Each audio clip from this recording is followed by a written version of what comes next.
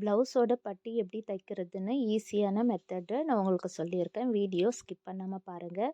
First time பார்க்குறவங்க நம்ம சேனலை சப்ஸ்கிரைப் பண்ணி வச்சுக்கோங்க. நம்ம ப்ளவுஸில் எல்லா பார்ட்டுமே ஈஸியாக ஸ்டிச் பண்ணி முடிச்சிடலாம். ஆனால் பட்டி தைக்கிறப்ப மட்டும் நிறைய மிஸ்டேக் வரும். பிகினர்ஸ்க்கு ஏற்ற இறக்கம் வரும். ஹிப்பு சைடில் ஜாயின் பண்ணுறப்பவும் ஏற்ற இறக்கம் வரும். அது எப்படி நாம் சரி பண்ணுறதுன்ட்டு இந்த வீடியோவில் பார்க்கலாம். நான் வந்துட்டு ஒரு ப்ளவுஸு ஸ்டிச் பண்ணி கை ஜாயின் பண்ணி ஸ்டிச் பண்ணி வச்சுருக்கேன். நான் எப்போவுமே லாஸ்ட்டாக தான் வந்துட்டு பட்டி ஜாயின் பண்ணுவேன். உங்களுக்கு எப்படி ஜாயின் பண்ணணும்னு காட்டுறேன். எப்படி அளவு எடுக்கணும்னு இப்போ சொல்கிறேன். இப்போ கை நம்ம ஜாயின் பண்ணியிருக்கோம் இல்லையா, ஹிப் சைடில் வந்துட்டு 2 சைடு இப்படி ஈக்குவலாக வச்சுக்கோங்க. நம்ம தையல் போடுற பகுதியில் 2 கை ஜாயின் பண்ணுற இடத்த ஈக்குவலாக வச்சுக்கிட்டு, மீதி இங்கே இருக்குது பாருங்கள் கேப்பு, இங்கே தான் வந்துட்டு நம்ம பட்டி துணி அளவு நம்ம எடுக்க போகிறோம். நான் டேப்பில் அளந்து காட்டுறேன் பாருங்கள்.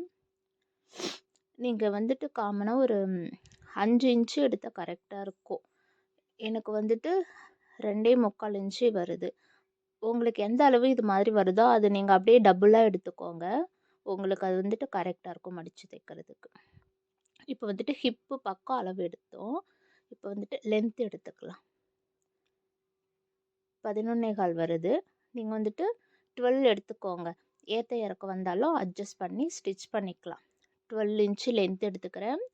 5 இன்ச் வந்துட்டு அகலம் எடுத்துக்கிறேன். இது மாதிரி ஒரு துணி எடுத்துக்கோங்க. இது வந்துட்டு 2ஆக ஃபோல்டு பண்ணுங்க.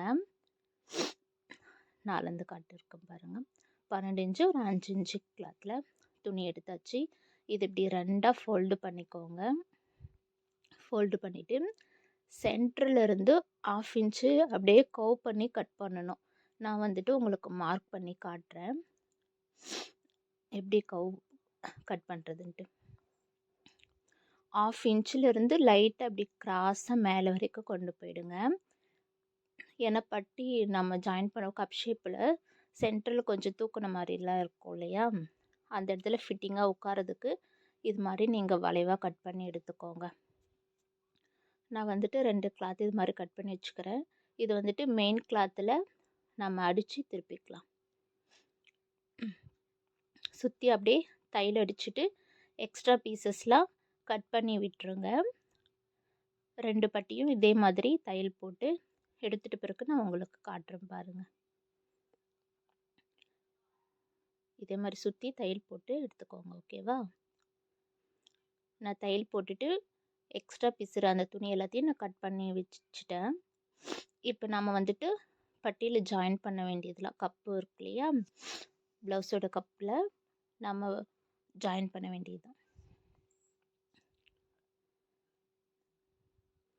இதே மாதிரி கார்னரில் ஒரு முக்கோண ஷேப்பு வர மாதிரி விட்டு இது மாதிரி தையல் அடித்து எடுத்துக்கோங்க. தையல் அடித்து எடுத்துட்டு ஓவர்லாக் போகிற மாதிரி தான் போட்டுட்டு படிமான தையல் போடுற மாதிரி இருந்தாலும் போட்டு முடிச்சிடுங்க. போட்டு முடிச்சிட்ட பிறகு என்ன பண்ணணும் அப்படின்னு சொல்கிறேன் பாருங்கள்.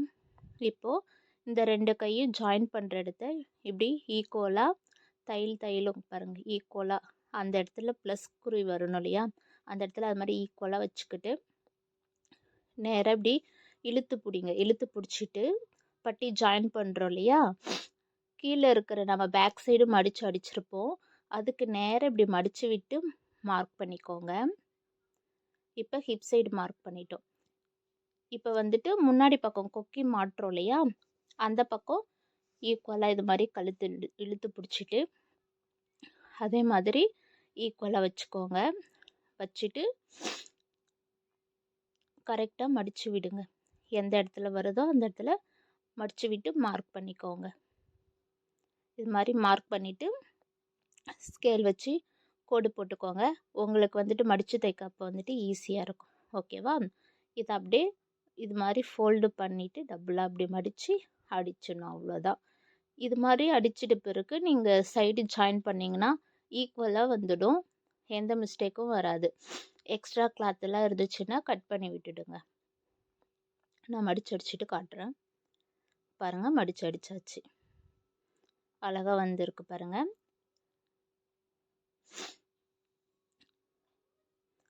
இதுக்கப்புறம் நீங்கள் வந்துட்டு கொக்கி பீஸு ஐ பீஸு எல்லாமே வச்சு தைச்சிட்ட பிறகு சைடில் ஜாயின் பண்ணி முடிச்சுட்டு அதுக்கப்புறம் நான் காட்டுறேன் பாருங்கள். ஃபினிஷிங் வந்துட்டு சூப்பராக வந்திருக்கும் பாருங்கள், அழகாக வந்திருக்கு பாருங்கள். இது மாதிரி தைக்கிறப்போ ரொம்ப ஈஸியாக தைச்சி முடிச்சிடலாம். ப்ளவுஸு எல்லா பார்ட்டும் ஃபஸ்ட்டு தைச்சி முடிச்சுட்டு நான் எப்போவுமே கடைசியாக தான் பட்டி தைச்சி முடிப்பேன். இது மாதிரி தைக்கிறப்ப எந்த மிஸ்டேக்கும் இல்லாமல் ஈஸியாக தைச்சி முடிச்சிடலாம். இது பிகினர்ஸுக்கு ரொம்பவே யூஸ்ஃபுல்லாக இருந்திருக்கும்னு நினைக்கிறேன். வீடியோ பிடிச்சிருந்தா லைக் பண்ணுங்கள். நம்ம சேனலை மறக்காமல் சப்ஸ்கிரைப் பண்ணி